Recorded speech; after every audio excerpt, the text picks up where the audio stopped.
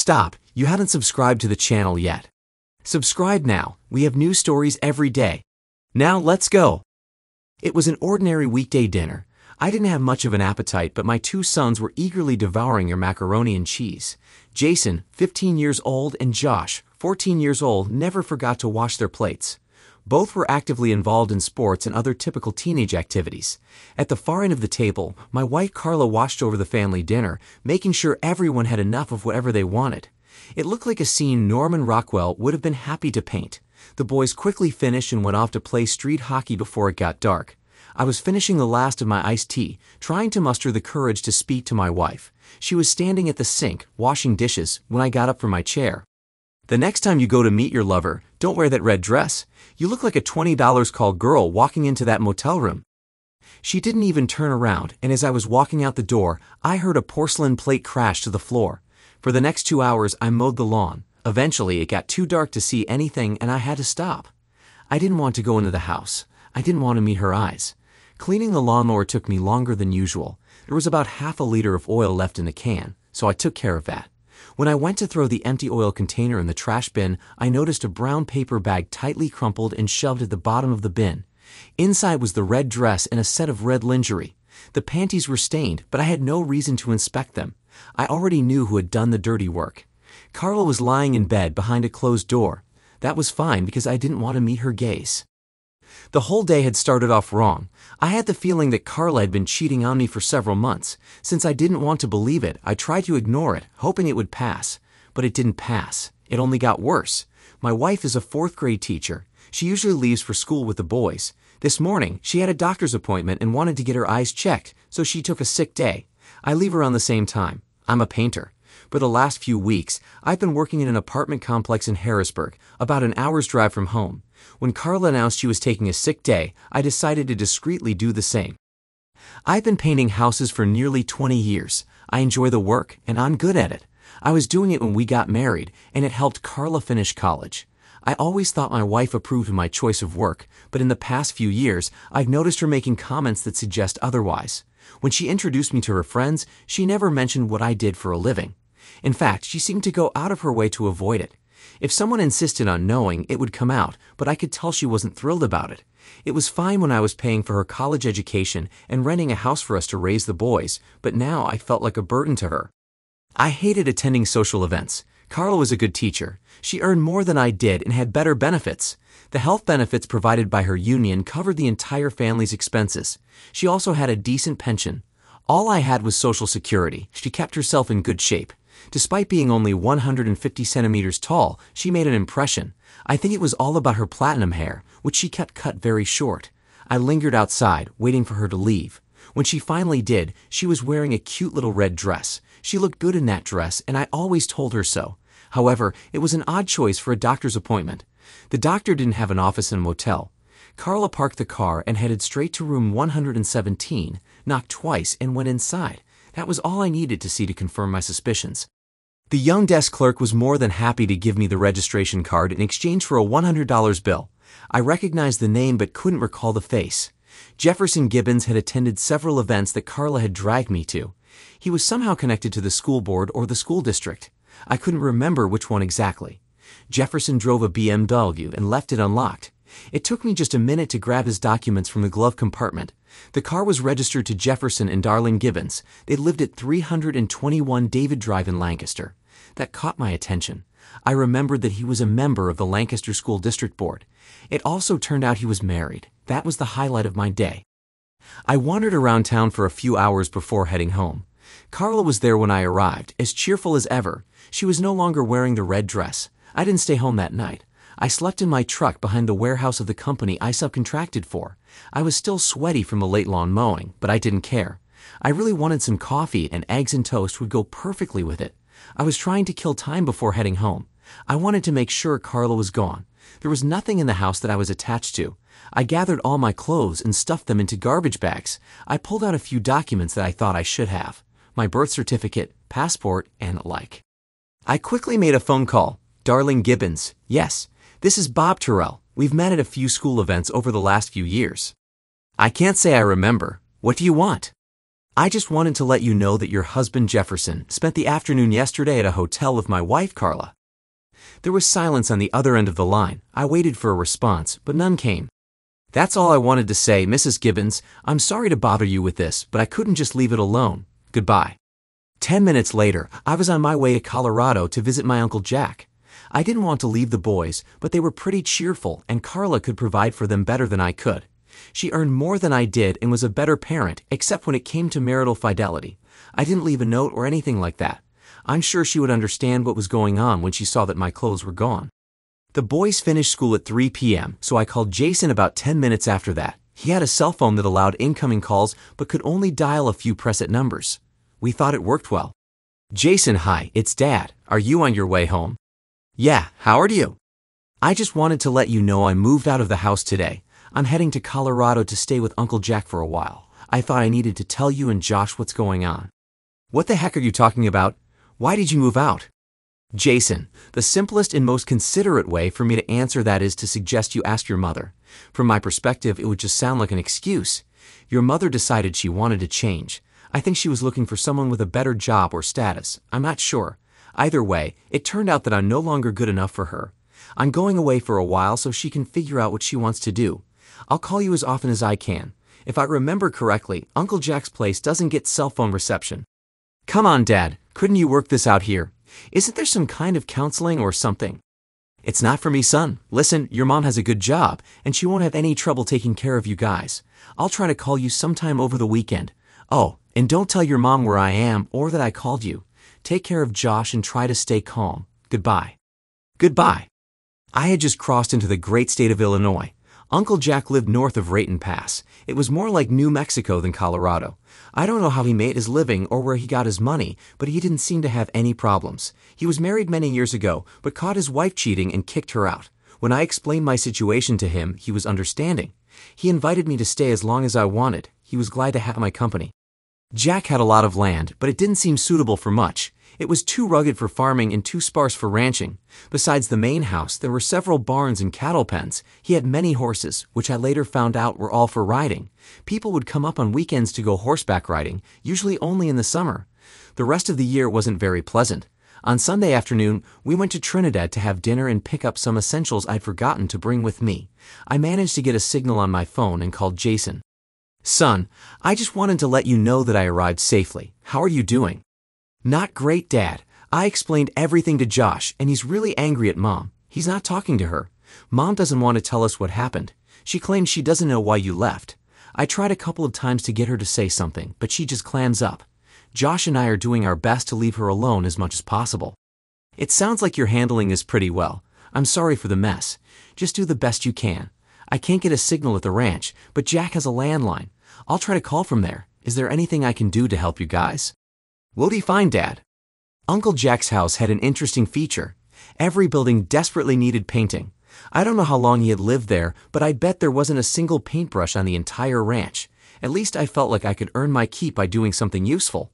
There was a co-op nearby, and I bought all the 25-liter cans of red oxide paint they had. Of course, it all went on Jack's account. There were still a few months of good weather left, and I hoped to finish most of the outbuildings. The main house would have to wait until spring. For the next 2 weekends, I couldn't get through to Jason on his cell phone. I started to worry. Another 2 weeks passed with no news from the boys. It had been more than a month. I thought I had given Jason Jack's landline number, but now I wasn't sure. It had been over a month with no contact when they finally called me on the home phone. Dad, it's Jason. Josh and I are in Santa Fe, and we need a ride. Can you come pick us up? What the heck are you doing in Santa Fe? How did you get there? I can't talk right now. I borrowed a guy's cell phone and promised not to take long. We're at the Sky Blue Terminal. How soon can you get here? At least a couple of hours. Grab something to eat. We're leaving right now. 2 hours later, the boys were sitting in the backseat of the car, and we were heading north. They didn't have any luggage. Josh fell asleep right away. I tried calling several times, Jason. What happened to your phone? Mom found out you were calling. She got mad, took my phone, and smashed it with a rolling pin. I was going to call the home number you gave me, but I decided to wait. I don't know why. Maybe I was hoping things would get better. Since you're here, I assume they didn't. About a month ago, Mom started going out at night. She wouldn't come home until after midnight, and she was always drunk. Sometimes she didn't even get up and go to work. She didn't even bother to call in or anything like that. Was she alone? At first, yes. Then one evening, about a week later, she brought a guy home. They were both pretty wasted. They went straight to Mom's room and started making a lot of noise. You know what I mean, right? I get what you mean. What else happened? About an hour later, Josh and I went outside and let the air out of his car tires. We crossed the street to Mr. Simpson's house, and he let us sleep in his guest room. Mr. Simpson and we watched the guy when he came out the next morning. He was furious. It took the mechanic more than an hour to get there and fix all the tires. Mom stood on the porch in her robe for a while. We went straight to school. When we got home that day, Mom didn't say anything about it to us. Did that happen often? Only one more time. The next night, she brought home another guy, and we did the same thing, except this time we cut the valve stems. He had to get the car towed. He was really angry. Mr. Simpson got a huge kick out of it. After that, she never brought any other guys home. Well, it seems like you guys handled it pretty well. She kept going out, lost in her thoughts, and usually didn't come back until the next morning. Sometimes she drove home, and sometimes guys just dropped her off. I don't know where she left her car. Oh yeah, one really strange thing I almost forgot. She bought 5 or 6 red dresses, and every time she went out, she wore one of them. At least Josh and I could sleep and eat at home. We got a lot of calls from the school and the school district asking where she was. Most of the time, she was asleep. A couple of days ago, she was sort of fired. There were some union rules that prevented them from doing it officially, but they didn't let her come to work anymore. I'm not really sure how it all went down. I'm sorry about all of this. If I had known this would happen, I would never have left you there. So how did you end up here? Last night, around midnight, some guy dropped her off at home and kicked her out of his car. She got up, stumbled to the porch, and collapsed. We didn't know if she was dead or not. Her dress was torn, and she looked awful. That's when I decided it was time for us to leave. I told Josh to call 911 and took a card from her wallet. I went to the computer and booked tickets for a flight from Philadelphia to Santa Fe and left the tickets at the counter. I wasn't sure if they would give tickets to a couple of kids. I almost bought tickets to Denver, but changed my mind at the last minute. It looks like it all worked out. We had to think on our feet a little. What do you mean? The ambulance arrived, and one of the guys called the police as soon as he saw Mom. They asked if anyone else was home. The police showed up just as they were loading Mom into the ambulance. It turned out she had a mix of alcohol and cocaine in her system. I didn't know Mom was using cocaine. I didn't know either, Dad. They asked a lot of questions, especially about the car that dropped her off, but we didn't know much. A little while later, a female officer came over to us. She was from Family Services and asked where you were. I told her you were in Colorado and that you had sent us the tickets. With the saddest expression, I told her we had no way to get to the airport and needed an adult to get us through security. She made a few phone calls and eventually took us to the ticket counter. I think it was an easy way out for her, and everything worked out great for us. After the boys settled in, Jack and I stayed up until midnight discussing the situation. I had assumed Carla would start the divorce process after I left, but it seemed I was wrong. Of course, I never imagined she would turn into a complete mess. I think she had a lot of unfulfilled desires and was happy to have the chance to express them. I'm not really good at understanding why people do what they do. Jack didn't have a computer, so the next morning, I had to use his phone. Eventually, I found a lawyer in Reading who was more than willing to prepare the divorce papers for me. When I mentioned Carla's name, he made it clear that he was aware of her situation. I think these guys are usually in the loop about what's happening at the police station. He said that her actions over the past few weeks would be easy to document, which would simplify the divorce process. I had to send the lawyer a money order for $2,000. That threw me off a bit, but Uncle Jack promised to support me financially if needed. The lawyer suggested that he would try to get child support from Carla since she earned more than I did. Of course, since she had lost her job, that would complicate things. I had to contact the boys' school, and they were very understanding about the situation. I think everyone in the school system was aware of the escapades of my loving wife. They agreed without any issues to send all the school records and even copies of the birth certificates. I told the boys they could take it easy until the documents arrived. The next few months went smoothly. Carla signed the divorce papers, but without child support. She lost her teaching credentials and had to find another job. I don't know what she ended up doing, but I'm sure it wasn't as prestigious as her teaching position. All I had to do was wait another 3 months. Jason and Josh were both doing well at their new school. Every morning, they eagerly went to the bus stop. Jack and I refused to drive them. We told them it was a character-building exercise. A little sunshine must touch every life. I think I've embellished that saying a bit. What I mean is that sooner or later, something good will happen to all of us. For me, that happened in the last week of May. Jack assigned me to deliver 2 horses to a guy in Cloudcroft, about a 5-hour drive from here. I set out very early, hoping to return the same day. That part of my plan didn't work out too well. I had no trouble with the delivery. I never liked towing an empty trailer, but it was necessary. I was about 10 minutes away from Alamogordo when I encountered a roadblock. A truck full of illegal immigrants had overturned, and all the law enforcement and border patrol officers were combing the area. They were stopping and inspecting every vehicle, especially trailers and trucks. I never found out exactly what happened, but by the time I got through the checkpoint, I had to pee like a mule. About a mile down the road, I pulled over by a billboard and finally felt relieved. The big problem was that I had an audience. I returned to the truck and grabbed 2 bottles of water from the cooler. The older of the 2 girls snatched them and handed one to the little girl, who was about 4 years old. The older one looked to be in her late 20s. They were dirty, tired, thirsty, and hungry. I could see they were scared, so I didn't say anything. The older girl had long dark hair, thick eyebrows, dark eyes, and a golden complexion. The younger one was an exact miniature version. I turned toward the truck and motioned for them to follow me. I knew it was illegal, but I didn't care. They hesitated a bit, but cautiously made their way to the passenger door. The older one never took her eyes off me. We drove for about an hour before I needed gas. Before filling up the tank, I pointed to the restroom on the side of the station. They managed to go into the ladies' room and come out before I finished refueling. When I paid the bill, I grabbed a couple of pre-made sandwiches and 2 bottles of Coca-Cola. I was right. They were as hungry as they were thirsty. In Las Vegas, New Mexico, there was a large supermarket. I decided to stop there before heading onto the highway toward the pass. My 2 guests stuck close as I approached the greeter. Within a few minutes, I had a shopping assistant, an elderly lady who spoke Mexican. I suppose it would be more accurate to say she spoke Spanish, but as far as I understand, there's a difference. I quickly explained what I needed, and we headed straight to the children's section. In 15 minutes, we had a great collection of underwear, pants, shirts, and socks for the little one. The older girl, or rather woman, took a bit more time. I kept my distance from the younger one while they picked out panties, bras, and everyday clothes for her. Then we went to the shoe department and bought comfortable sneakers for both of them. Our last stop was the health and beauty section, where we picked up toothbrushes, combs, and some feminine products. She seemed embarrassed by the last purchase, but she took them anyway. I thanked the store assistant who helped with the shopping. She smiled and hugged me. I don't think that's standard procedure. The bill was still under $200, so I was happy. I decided to stay overnight. It had been a long day, and I thought the ladies could use a warm shower and a soft bed.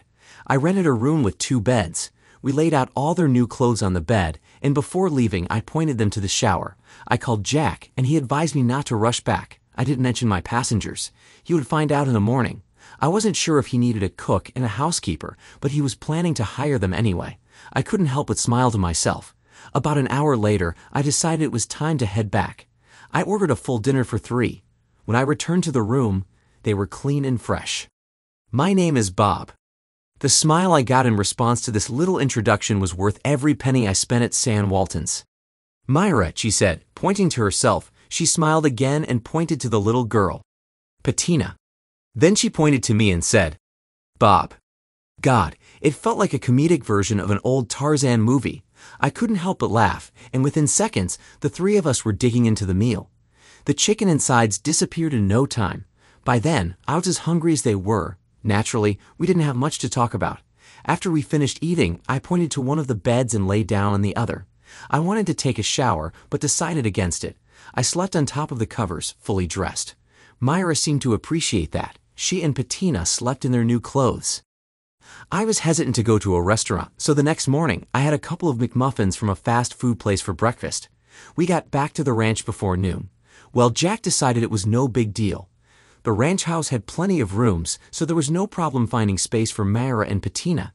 Jack spoke a little Spanish and quickly found out that Patina was Myra's daughter and that her husband had died. She had been trying to reach her brother, who worked as a mason in Alabama. When the truck overturned, most people stayed there. Myra decided it was better to try to slip away from the scene. I think that turned out to be the right decision on her part. Jack prepared lunch for all of us and told Myra that from now on, she would have to do the cooking herself. She seemed to like that, and so did I. Jack wasn't a very good cook. When the boys came home from school, they seemed happy to see Myra. They were very pleased with the dinner she made for us. I didn't know what the dish was, but it was delicious. She gave Jack a grocery list in Spanish for what she needed in the kitchen. That wouldn't be a problem in Trinidad. It looked like I would have to learn some Spanish while teaching her English. I could teach her words, but her grammar might end up as bad as mine. Myra quickly settled into the routine. She did the laundry, cleaned, cooked, and managed the household. Jack was happy that he didn't have to do those things anymore. Plus, she was picking up English quickly. Now I understand where the term Spanglish comes from. By using a little of both languages, she learned to express herself quite well. Since Bettina spent a lot of time with the boys and watching TV, she learned much faster than her mother. Sometimes she had to explain things to Myra, which her mother found quite helpful. Bettina was supposed to start school next year, so we were glad to see she was doing well. My divorce from Carlos finally finalized. A couple of days later, she sent a few boxes with clothes for the boys and other items, including the original birth certificates. There was nothing of mine in the boxes. There was no note, no letter, nothing of that sort. I was curious about what she was doing, but not enough to ask any questions. Myra asked Jack why I was so happy. He explained it to her in Spanish, and she left the room with a big smile on her face. I think that was a good sign.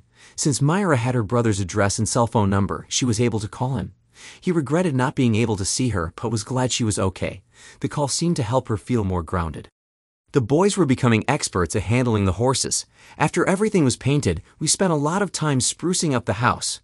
We did things Jack had never had time for. Instead of just being a rundown old cowboy ranch, the place started to look more like a resort. Several people who boarded their horses with Jack asked if they could stay at the ranch instead of in a motel in town. We had plenty of empty rooms, and Myra thought it would be nice if she could help out with that. She said it with a light laugh, but Jack actually thought it was a good idea.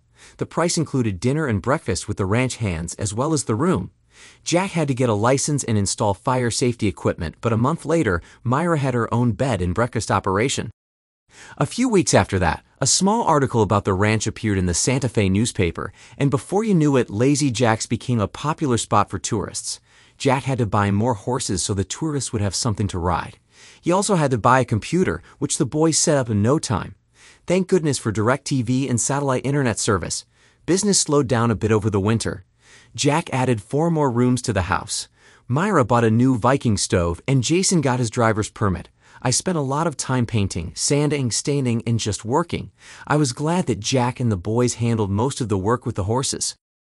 In the evenings, the boys worked on the ranch's website. Josh had already booked a table for next spring and was also teaching Bettina how to read.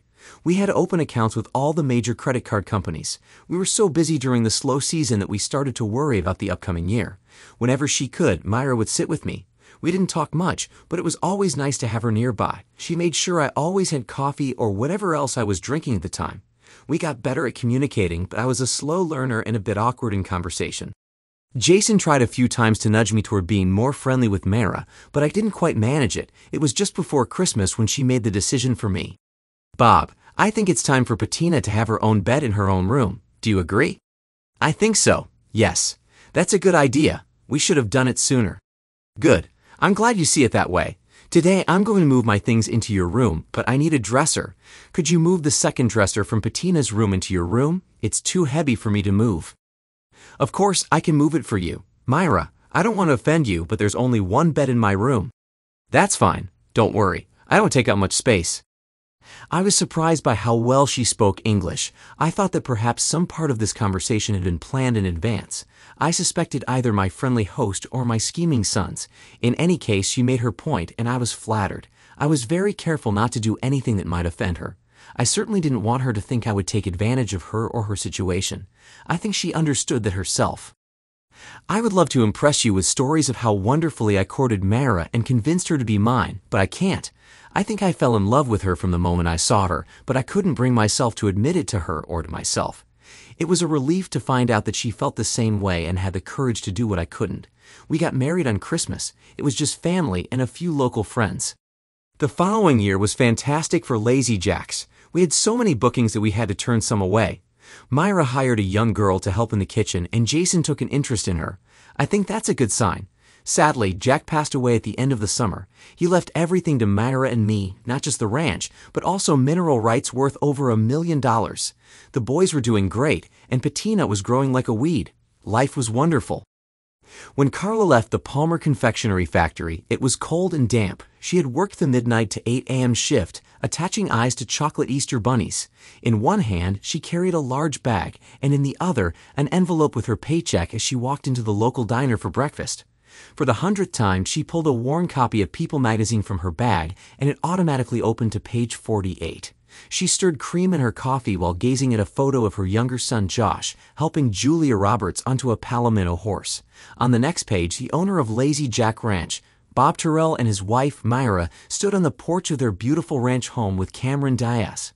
Before finishing her meal, she would read the entire article as she did every week. After putting the magazine aside, she checked to see if she had enough money. The thrift stores were set to open in 20 minutes. Maybe this week would be a lucky one.